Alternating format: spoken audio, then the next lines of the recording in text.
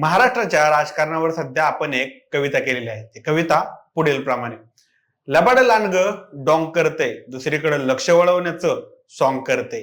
लोकसभेला सुरू झाला होता सत्ताधाऱ्यांचा अंत, लोकसभेला सुरू झाला होता सत्ताधाऱ्यांचा अंत, म्हणूनच लाडकी बहीण आठवली.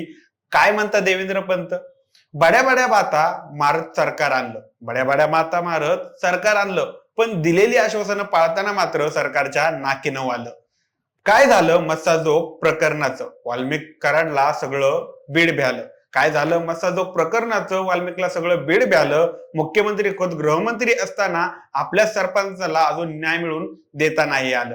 औरंग्याला उकरून नक्कीच काढा, औरंग्याला उकरून नक्कीच काढा, पण त्यापूर्वी अरबी समुद्रातील महाराजांच्या पुतळ्याचं काय झालं ते देखील सांगा. नागपूरच्या दंगलीतील आरोपींची मालमत्ता जप्त करताय म्हणे, नागपूरच्या दंगलीतील आरोपींची मालमत्ता जप्त करताय म्हणे, पण आरोपी सापडले का हो खरे?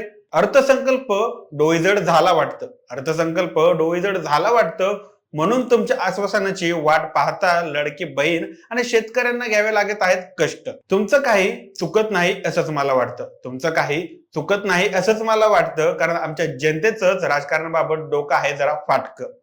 लबाड लांडग डॉंग करतंय, दुसरीकडे लक्ष वळवण्याचं सॉंग करतंय. धन्यवाद.